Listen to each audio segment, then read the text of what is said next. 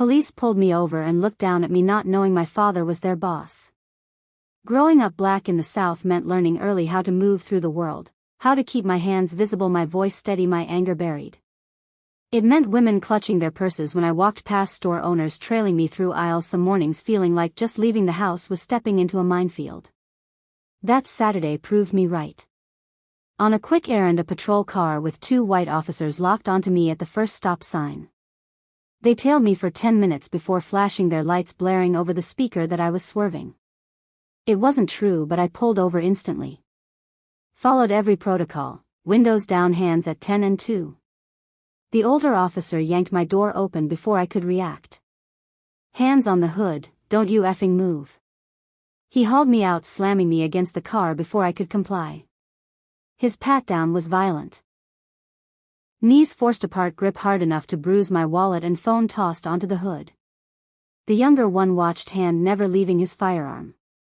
We got a report of someone matching your description dealing in this area, the older cop sneered. That's not me, I live nearby. Shut up. He shoved harder. Pop the trunk. Growing up with a father in law enforcement meant I knew my rights. Sir, what's your probable cause for? He slammed me into the car. You calling me a liar, boy? You people always think you're so smart. My wallet hit the pavement. Then, click. The sound of a firearm being cocked. On the ground, now. My legs gave out.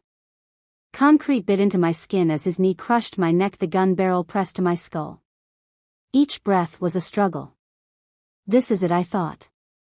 21 years and I'm just another statistic, another black man who matched a description. Then, a sharp inhale. Oh fuck. The younger officer's voice was a whisper, then urgent. Stop, stop. Look at this.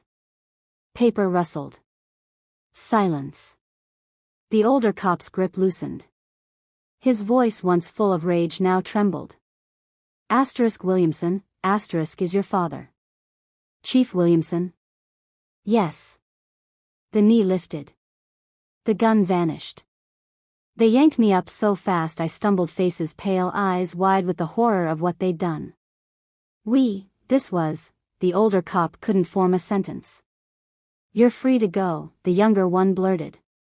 They fled like the devil was on their tail. At home my father took one look at me and knew. I handed him my phone, the dashcam footage playing in silence. Confusion. Concern. Then a fury so cold it turned the air to ice. He watched it twice. Paused at the gun. The knee on my neck. The moment they saw my ID. So it finally happened, he muttered. Within an hour he had their records. This wasn't their first complaint, just the first with video evidence. And the chief's son. 3 others, Dad said, jaw tight. Same stops. Same descriptions. All warnings. No official record. I thought of those other young men. They didn't have my last name.